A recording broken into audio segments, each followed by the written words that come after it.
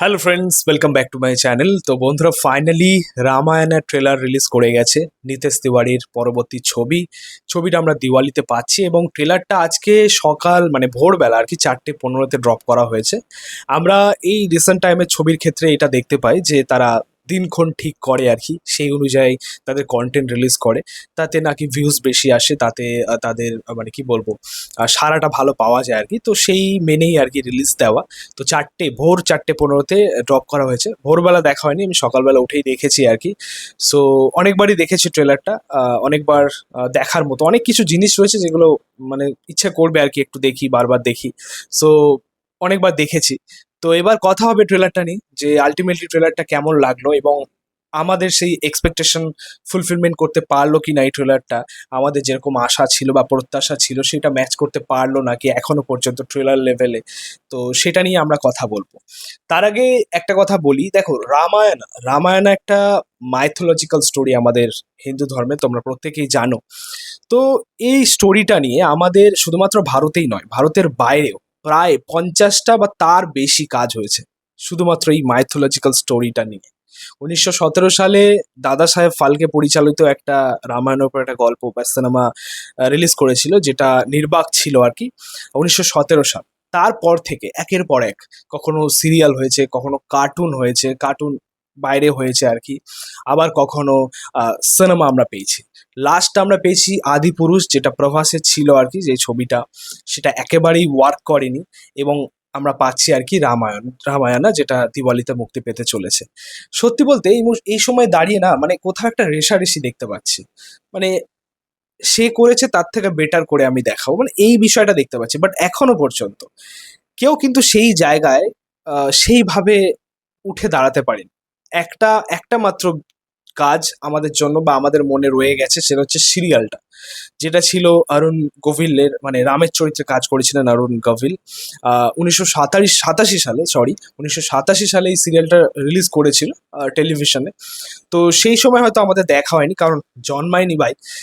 তারপরে যখন বড় হই, আমরা সিনেমা টিনেমা দেখি, সিরিয়াল ফিরিয়াল, তখন সেই মুহূর্তে দাঁড়িয়ে এটা দেখেছি।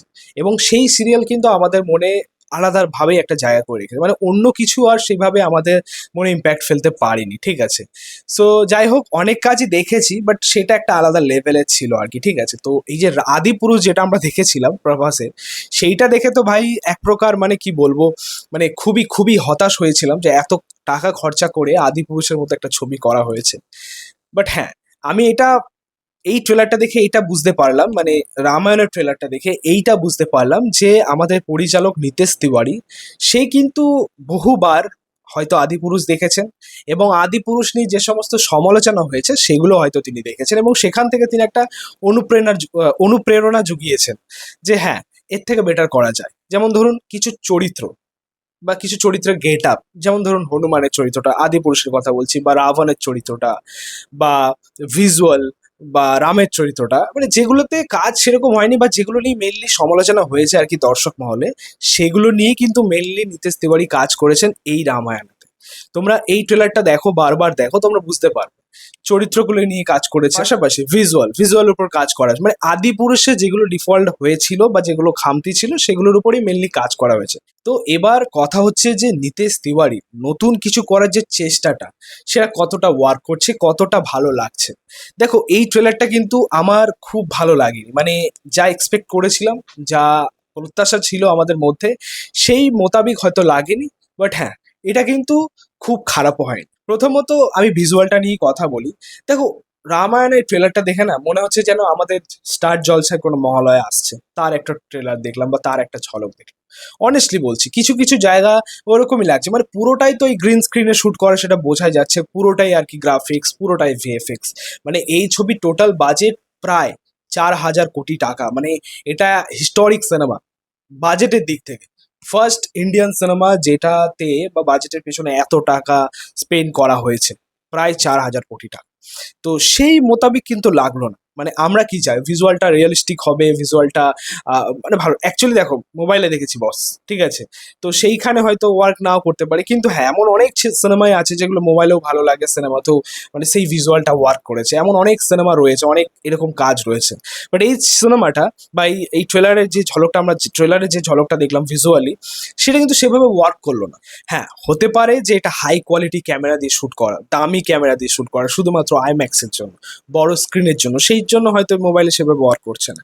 বাট হ্যাঁ, সেটাও আমরা দেখার জন্য অপেক্ষা করে আছি যে সেটা সিনেমার পর্দায় কতটা ভালো ওয়ার্ক করে। এবার আমরা যে দিকটা নিয়ে কথা বলবো, সেটা অ্যাকচুয়ালি আমার বেস্ট লেগেছে এই ট্রেলারটার মধ্যে, সেটা হচ্ছে চরিত্রগুলো। যেমন আমাদের রণবীর কাপুর রামের চরিত্র প্লে করছেন, আমাদের সানি পাজি হনুমানের চরিত্র প্লে করছেন, লক্ষণের চরিত্র প্লে করছেন রবি দুবে, তারপরে রাবণের চরিত্র প্লে করছেন রিয়াজ, সীতার চরিত্র রয়েছেন সাই পল্লবী, এবং দশরথের ভূমিকা রয়েছেন আমাদের অরুণ গোভিল। সেই অরুণ গোভিল যাকে আমরা একটা সময় রামের চরিত্রে দেখেছি, এবং তার এই মানে সিরিয়ালটা অ্যাকচুয়ালি তার জন্যই হয়তো মানুষ এত এত পরিমাণে দেখেছে, কারণ রামের চরিত্রে অরুণ গোভিলকে দারুণ মানিয়েছিল। তো সেই অরুণ গোভিল এখন দশরথের ভূমিকায় কাজ করছেন, মানে রামের পিতার চরিত্রে বা বাবার চরিত্রে কাজ করছেন এই ছবির মধ্যে। সো চরিত্রগুলো কিন্তু আমার বেশ ভালো লেগেছে, তাদের যেভাবে সাজানো হয়েছে, তাদের যেভাবে প্রেজেন্ট করা হয়েছে, সেটা কিন্তু এখনো পর্যন্ত ট্রেলার লেভেলে বেস্ট বেস্ট লেগেছে আমার, ঠিক আছে। রামের ভূমিকায় রণবীর কাপুরকে যেভাবে আমরা দেখতে পেলাম, বেশ ভালো লাগলো। এবং আমার মনে হয় যে সাই পল্লবী সীতার চরিত্রে জাস্ট মানে একটা অন্য লেভেলের কাজ দিতে চলেছেন, খুব সুন্দর মানিয়েছে, এবং দর্শক হয়তো খুব ভালোভাবে অ্যাকসেপ্ট করবেন এটাকে, ঠিক আছে। পাশাপাশি রাবণের চরিত্রটাকে নিয়ে কথা বলি, এখানে ইয়াসকে আমরা পাচ্ছি, আমার কিন্তু দারুণ লেগেছে, ঠিক আছে। শুধুমাত্র ভালো লাগেনি তার ভয়েসটা, মানে হিন্দির ডাবিংটা, সেটা যদি শরৎ কেলকারকে দিয়ে করানো যেতে পারতো সেটা বেস্ট হতো, কারণ তার ভয়েসটা একটা আলাদা ভারী রয়েছে, মানে পাওয়ারফুল একটা ইম্প্যাক্ট ফেলে আর কি ডায়লগসের মধ্যে। তো সেইটা কিন্তু মিস হচ্ছে, মানে ওই পাওয়ারফুল বিষয়টা আসছে না, সেভাবে ওয়ার্ক করছে না। কিন্তু হ্যাঁ, যেভাবে তাকে প্রেজেন্ট করা হয়েছে, যেরকম তার গেট আপ দেওয়া হয়েছে, সেটা বেস্ট লেগেছে। ওই রাগী ফেসটা দারুণ ওয়ার্ক করছে, যেভাবে তাকে একদম ট্রেলার জুড়ে আর কি প্রথম থেকে যেভাবে প্রেজেন্ট করা হয়েছে, দারুণ লাগছিল, ঠিক আছে। বাট ভয়েসটা নিয়ে একটু আমার মনে হয় কাজ করানো যেতে পারতো। কিন্তু এখনো পর্যন্ত আমাদের লক্ষণ এবং হনুমানের যে ভূমিকা, সেটা কিন্তু এই ট্রেলারে দেখানো হয়নি। খুব সম্ভবত ট্রেলার 2 আসবে, সেখানে হয়তো তাদেরকে রিভিল করা হবে। এছাড়া ট্রেলারটার বাকি দিকগুলো, যেমন ট্রেলারটার প্রেজেন্টেশন রয়েছে, ট্রেলার কাটিং, ট্রেলার এডিটিং, তারপরে কালার গ্রেডিং এর কাজ, ব্যাকগ্রাউন্ড স্কোরের কাজ বেশ ভালো হয়েছে। পাশাপাশি কিছু ডায়লগস, তার মধ্যে আমাদের সাই পল্লবীর একটা ডায়লগ যেটা আমার বেশ ভালো লেগেছে, পাশাপাশি আরও কিছু ডায়লগ আমরা পেয়েছি, সেগুলো বেশ ভালো ওয়ার্ক করেছে। সো ওভারঅলি দেখা যাক ছবিটা কেমন ওয়ার্ক করে, সেই বাজেটটা তারা রিকভার করতে পারে কিনা, বাজেটের দিক থেকে যেরকম হিস্টোরিক এই ছবিটা, কালেকশনের দিক থেকে সেরকম হিস্টোরিক হতে পারে কিনা, সেরকম মাইলস্টোন কিছু করতে পারে কিনা, সেটাই হচ্ছে এখন দেখার। তো দেখা যাক, এটা মাচ অ্যাওয়েটেড একটা ছবি, দিওয়ালির মতো একটা উৎসবে মুক্তি পাচ্ছে, হয়তো দর্শকের একটা সাপোর্ট ছবিটা পাবে, হয়তো ভালো কালেকশন করবে, দেখা যাক এরপরে ছবির কাজ কেমন হয়। ট্রেলার 2 কবে আসে, আসার তো কথা, আসার তো উচিত, কারণ অনেক কিছু এখনো পর্যন্ত দেখানো হয়নি। সো দেখা যাক সেটা কবে আসে। তো এই ছিল বলার রামায়ণের ট্রেলারটা নিয়ে। তোমাদের ট্রেলারটা কেমন লেগেছে সেটা অবশ্যই কমেন্টে জানিও। ভিডিওটা ভালো লাগলে অবশ্যই লাইক কমেন্ট শেয়ার করে দিও, এবং চ্যানেলটাকে অবশ্যই সাবস্ক্রাইব করে দিও, পাশে থাকা বেল আইকন প্রেস করে দিও পরবর্তী ভিডিওগুলো। Thank you.